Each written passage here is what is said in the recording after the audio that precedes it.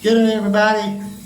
I want to talk about a sad thing, but true, and hopefully one day the people will all wake up and keep leaders and elect the right leaders and then don't screw up, because why we go around and around in history if you go back is because in the end leaders spoil, and if you spoil too much and get away with things over time, it's like a Chinese whispers. There's more spoiling, more getting away with. Now people are leaders because they're born, and a leader's not because you're born a leader, is it? Leaders because you know how to lead and you're doing the right thing. Then once you change that leader to a leader that was born, and you know they try to teach him right and says they did, but they say he's the leader and he's going to be the leader because he was just born to be the leader, right? He's born the leader because he's in the family of their such and such leader, right?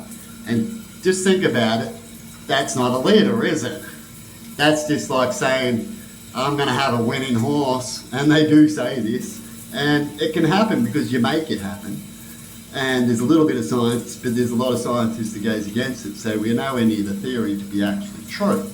And they say you get a horse from a winning horse, and they're worth a lot of money because they're more likely going to be a winning horse, you know, breed them out and breeding the winners kind of thing. And the theory's a little right, but then also wrong. And if it's just a little wrong, one thing wrong, it won't be the right theory, would it? You know how a car engine has all these parts? And then there's a lot of parts within the combustible section. And if one of these parts don't work, the whole thing doesn't work. It doesn't function. That's like that with everything, right? And so when shit hits the fan, if shit hits the fan and we go into a World War III, it's all our fault in the end. All got little bits of the fault, all have 1%, it's more, quarter of a quarter of a one, or, but in the end, it's all our fault. Except the ones that never shut up about trying to be peaceful. Them ones, it's not. And they're being peaceful and they follow, so less than 1% or something. It's not. But when it comes to the masses and the collective, and it's more than 60% or 50%, because that's how we elect, isn't it, people? So when the war starts, just look around you and just think 60% or so or more of the people around you elected your leader that couldn't do a peace talk or couldn't stop something in the end. That's why something's happening. Couldn't have a good military, didn't spend their money wisely. They set it to things like Holden, and they went bankrupt anyway, and billions went down the tube where billions could have fixed, say, a hospital sector or something like that. But instead, billions will go down the tube and then they won't talk about it and try to forget about it and throw some billions more out. So you don't understand about the billions that got wasted, who cares about that and who caused it, and all that kind of stuff, you know what I mean? It's like, look over here while we do this over there. It's happening all the time. So whatever we go through in this world, collectively in the end, like a World War III or whatever it is, we all need to feel, except this very 1%, right, which are just, you know, they've got no power, they're bush people and stuff like that, they're sticking with nature, and we've bullied them and gone, they're just dumbasses, they're over there. But really, they're living their life, they're happy, they're functioning. There's no difference between that species and they are us and the way they are, and they're just in the bush and being simple, how we're better than them. They're living a life they like to live. That's what life is.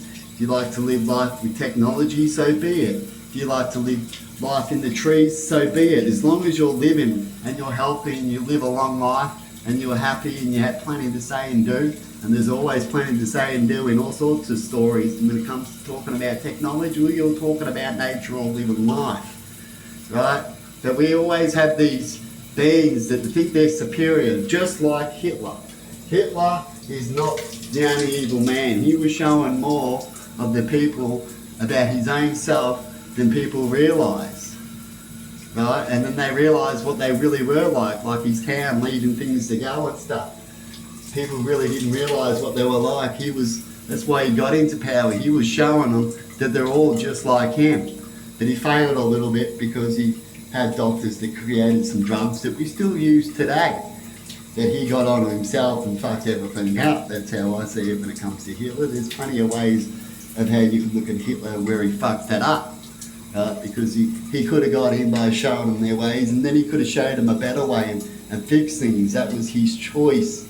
But instead he got power to him and lost it with drugs and all that kind of stuff. Right? So when shit hits the fan, people, we all have to look at ourselves collectively and feel guilty. And we do, and that's why we want to change. But why is it when we look in docos that humans, and they've got proof of this with studies, right? We all like to talk about studies, that humans don't change unless something bad happens. You know, when you raise your kid, parents should know this. When does your kid mostly wake up? When they go through it. It's a human thing. It's really weird. Can we get that out of our evolution?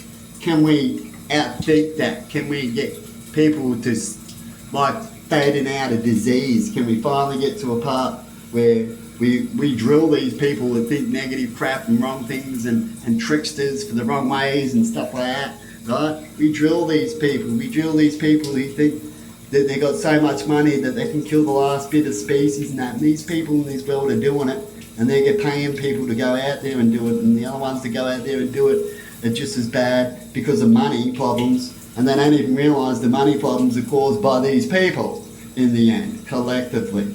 Okay, like I said, collectively 1% of the world's population has 99% of the money.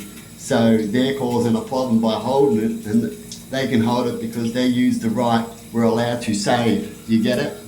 So while shit's hitting the fan, and they've made all these tricks that we can talk about, and they've made their money in a way that we can argue that it wasn't quite right, and then they knew it wasn't, and then they still collected money, so that's definitely not quite right, isn't it? So it's all right to collect money when you didn't understand it, then once you do, you start doing things right. It's called stop doing it. But these people know this and keep doing it, like we hear about with cigarette companies knowing about how dangerous they were, but they were saying they weren't, and all this kind of stuff. When are we going to wake up collectively as human beings and realise all this? Do these guys get away with it because they like to play the same thing over and over again and say the same things over and over again to keep their population not as smart as they need to be to get this sudden realisation? Are we not educated enough when it comes to the masses? And I think that could be a big point there, in my opinion. And we need to fix that, isn't it? Which is education. And then education will bring a better life for us in the end. As long as most of us are educated, right, properly, educational, more than 60%, then the world should function, because you'd elect the right leaders that wouldn't be screwing up, and leaders that if they screw up, they would admit their faults and step down and all that kind of stuff, not leaders that if they screw up, they'll do anything else in their power to hide those type of things and still want to get their job knowing that they're not really for the people or truthful for the people. Anyway, people, have a good one, and see you later. And I hope one day that we wake up collectively, just like I said, and the world will be a better place. Until then, with science, and you can talk about it all you want, it's never going to get to that spot until we get to that 60% or 55% of the world knowing about what we're doing is wrong and how we do things is wrong, and buying things from countries that do slavery is wrong, and to stop that is to stop buying from them. It's sad. You might have to work a little harder yourself because you're not getting a cheap deal, and you might feel for the other countries. But countries that are doing the wrong thing shouldn't be deserved of buying off them and not someone else that is more loving to their people. I've said this before, and that's how I treat things, and not just because they've got a cheaper deal and they can get it there better too, because that's how we're mostly seeing it, isn't it? And is it better if it's all a better deal and you're finding out the products aren't that good at all? And we could talk about old products that were made much better and were better and lasted longer. Now we use these products with inflation and all this and all these problems. Now we're paying for products that are just a piece of shit and don't last long at all. Does that sound logical? No, it doesn't. Have a good one.